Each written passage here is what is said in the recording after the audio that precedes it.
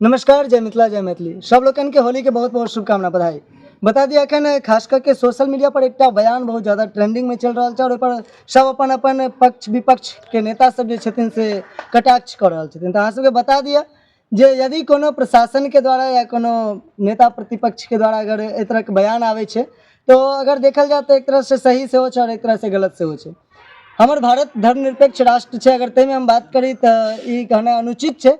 मुदा अगर केओ एना कहि देलखिन तो कोनो गलत नहीं, वो सामंजस्य बनावे के द्वारे कहलखिन हन। अहाँके बता दिया जे होली जे खास करके जुम्मा के दिन एलै है, ताहि द्वारे ई कहल गेलै जे जुम्मा जे छै से एना करू जे ओहि दिना जुम्मा पढ़ै लए अगर निकलू, जिनका अगर रंगसँ दिक्कत अछि, जिनका अबीर खेलैसँ रंग खेलैसँ दिक्कत अछि, कोइ छै गुनाह अछि, तो ओ आदमी ओहि दिना कनि परहेज कऽ लेब तऽ कोनो एहन नहीं छै।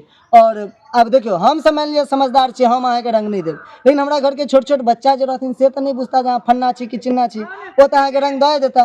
तो प्रयास करू जे ओहि दिना कनिक परहेज जरूर करू और एहि सबके लेल कोनो विवाद नहीं हेबाक चाहिए। देख रहल छियै तऽ कनि खराब सेहो लागै छै जे अब कोनो भी, आब देखियो होली है तो होली हमरा सबके पर्व है, अहाँ सबके रमजान पर्व है तो रमजान के लऽ होली के लऽ एहि तरह के कोनो विवादित बात नहीं हेबाक चाहिए। और ई मिथिला ई भारत जे छै से एकटा कहल जाए तो सामंजस्य बनावे के हमेशा काज करै छै। लेकिन 60-60 समा चरित सेहो कहल जाए छै। रामायण के एकटा पंक्ति छै जे जहिना बुझाय तकरा तहिना बुझा दी। अगर अहाँ सब विशेष रूप से बुझबै तो फिर सामने वाला विशेष रूप से बुझात, जैसे दंगा भऽ जाइ छै। तो एहन तरह के नहीं करू। और विशेष एटीएम न्यूज मिथिला के चैनल के माध्यम से हम शक्ति अहाँ सबके बहुत बहुत शुभकामना बधाई दे रहल छी।